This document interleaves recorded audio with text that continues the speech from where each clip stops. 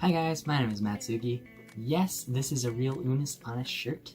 Yes, I am a big fan of Meow. My Funko Pop will be joining my collection over here that I just bought. And yes, I did just graduate last week. And that means I'll be producing a lot more videos this summer. Starting with one of these ones. What could COD World War II Vanguard do to impress me? I hope you like the video. Firstly, what I think Vanguard needs to do is improve upon what COD World War II provided. You know, cause Vanguard is also set in the World War II era. It'd be a real shame if it was worse than COD World War II. There were things I disliked, like the, basic gunplay mechanics, but I think the best parts about COD World War II were the collections, headquarters, and the events. Collections because there was almost always something to grind for.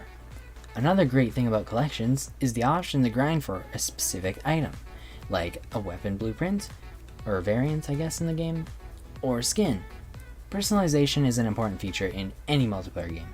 It allows you to express yourself to your friends or the lobby you join. Sometimes you just want to be stealthy and search and destroy. Maybe I'll equip a ghillie suit in Modern Warfare 2019 for Krasna Raid, or wear this Spectre skin on Black Ops 3 when playing Unhunted to blend in with the flowers. But you know, COD is a first-person shooter. You don't actually see your skin in third person like a game such as Fortnite. So like, when we get a $27 skin that's Fortnite priced in the current stores within Modern Warfare and Cold War, I really do start missing the days when we could just have fun with character customization when we unlock a skin or just buy one for a really cheap price. Same with our weapons. We used to get DLC camos during events too. Speaking of events, I believe Sledgehammer Games really outdid themselves and the other studios during COD World War II. We had the Winter Siege event, the Resistance, Undead, Days of Summer, and even the St. Patty's Day seasons. There were also some very memorable events in COD World War II. I hope Vanguard can deliver on that experience again, because with COD's new profit system, we've been forced to buy expensive store content just to participate. As of recording this, it is July 1st, aka Canada Day. Last year in Modern Warfare, we got this cool fireworks background in the lobby screen for a week, I believe. In the store last year, on Canada Day, we also got this pretty Canadian themed pack. Take off, eh? 1,200 God points for basically just a Fennec, 2 vehicle skins, a hockey mask charm, and a vehicle horn. Yeah, you got a decent amount of content, but imagine buying a new pack every time a new event arrives. A couple days later was the Independence Day pack for another 1,200 COD points. And then you got the Freedom Tracer pack for another 1,600 COD points. That's already 4,000 COD points. And it looks like this year we got another Tracer pack called Fireworks. It's 2,400 COD points. So yeah, as you can see, it's just a lot of money if you guys want to participate in these events. And there's some cool things like this sparkler gesture, and also the Tracer weapons. Red, white, and blue Tracers. Look at those hairy legs. Yeah, so you want to participate? Well, it's going to be a small price of 4,000 plus 2,400 COD points, which comes to a mere total of 6,400 COD points. Back in COD Ghosts, I could buy a special pack at the cost of 400 COD points for 3 heads and 4 outfits. This is my favorite skin in COD history, by the way. But yeah, most of these skins and camos in the game were $3 Canadian. Some special packs had a really popular skin like Price, and that was $5.50 Canadian. Same with the bundles with 3 characters in one pack. Those were also $5.50, which is such a better deal than what we have now. But yeah, I could go on about this store content, but I'd rather cover it in its own video because, yeah, there's just so much. But yeah, dude, events also changed the headquarters, giving it a whole new delightful vibe, which I just loved. When I think about COD World War II, the first thing that comes to mind is the HQ.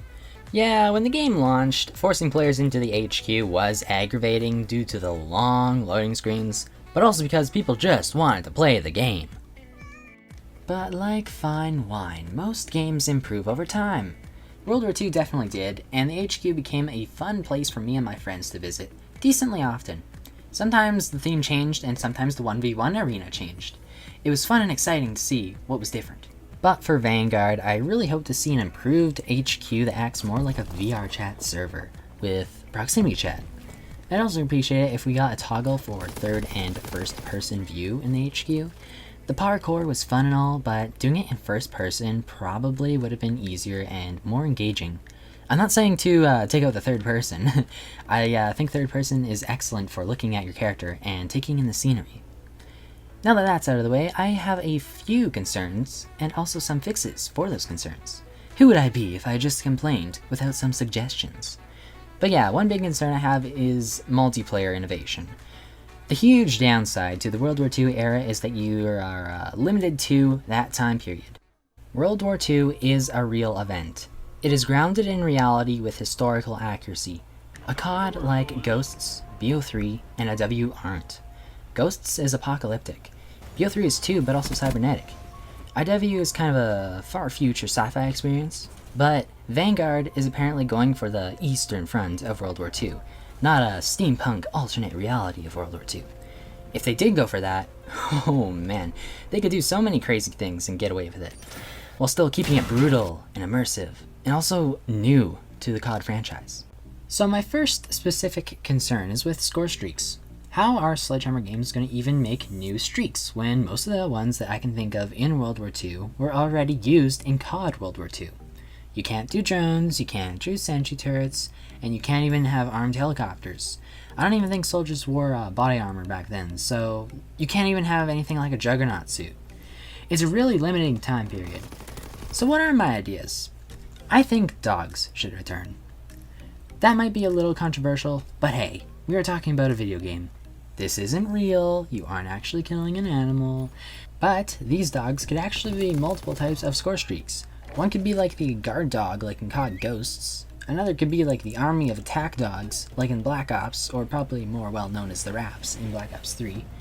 And also another new type of dog concept I had was some sort of support dogs that bring all teammates a random perk or low tier radio / binocular Scorestreak, similar to an emergency airdrop. Or maybe even some sort of medical syringe and supplements that make health regen significantly faster. Perhaps streak variants could also return, and all the streak versions of sport dogs that I have listed could be added to that. Advanced Warfare and Infinite Warfare had streak variants already, and they added an extra layer to your loadouts. I highly recommend it. Another big concern I had was with camos. As you guys may know, COD World War II was going for realistic camos, but none were that interesting. Lots even thought that the chrome camo was a weak mastery camo. I personally really liked gold cheetah when it was added. The tiger camos were also really dope as well. Royalty tiger looked fantastic. But it was added as a mastery prestige rank 1000 camo, late into World War II's life cycle. In fact, it was so late that I only prestiged a couple times before I threw in the towel and declared prestiging pointless once again. I highly recommend Sledgehammer Games to include high-level rewards in the game from day one so that I have a reason to level up. Although I'm not sure that prestiging will actually return at all in the next COD. So what would I do to improve a camo system in a World War II game? Well, I'd probably keep the tiger camos. I'd probably add wood stain camos. I think that would be really cool as well. And I'd keep like the World War II custom paint job creator. But also something new that I thought would be really cool is adding some sort of like environmental effect onto your weapon. So like if you roll around in the grass, you're gonna get like wet grass blades stuck to your weapon, or just some dewdrops. I thought that'd be sweet. Another concern I have was with the maps. I think graphically World War II's maps actually looked pretty good, and I had little to no graphical issues whenever I loaded up a map, but with Black Ops Cold War, BO4, and BO3, it seems that they're the only CODs that have trouble loading in maps. It's kind of a Treyarch thing as of now, but what I think I'm worried about with Vanguard maps is the simplicity level. COD World War II was an overcorrection when it came to bringing COD back to its roots. Sledgehammer Games oversimplified its 6v6 maps and even the creator class. Luckily, I think they made good DLC maps for 6v6. I don't think they were on the basic biatch level of 3-lane map design like London Docks and Ardennes Forest. Better yet, I think the studio's creativity really shined in the war mode.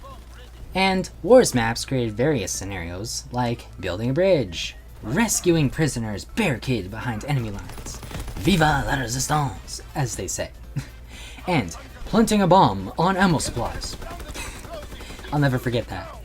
But yeah, if we were to get more parkour areas, like in Modern Warfare 2019 on their maps, less 3-lane maps, and maybe even buildable/destructible environments, I could really see myself praising World War II Vanguard. I love to problem solve. Other miscellaneous things that I want in another COD include a custom emblem creator. I think World War II's emblem creator was my personal favorite. I spent loads of hours crafting anime faces. Next is an emblem charm. It's another really underappreciated feature I think goes unnoticed.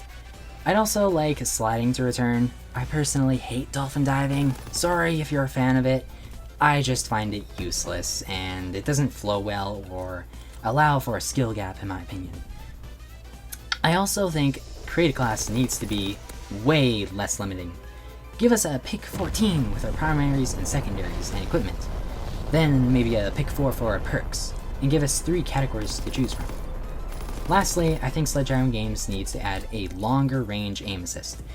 I think it felt very weak in World War II for some reason, but yeah, that's all I have for today's video. If you guys did enjoy, make sure to like and subscribe for more content. If you have any more suggestions, please leave them. If you have any more suggestions, please leave them in the comments below. I love to read them and I love to see them. Peace out, homies. I'm finally done recording. It's 3 a.m. I just want to say Happy Independence Day to all you Americans out there, because this video will be uploaded on July 4th. So yeah, I'm gonna get some sleep and shut eye, so yeah. See ya. Enjoy the rest of the gameplay if you want.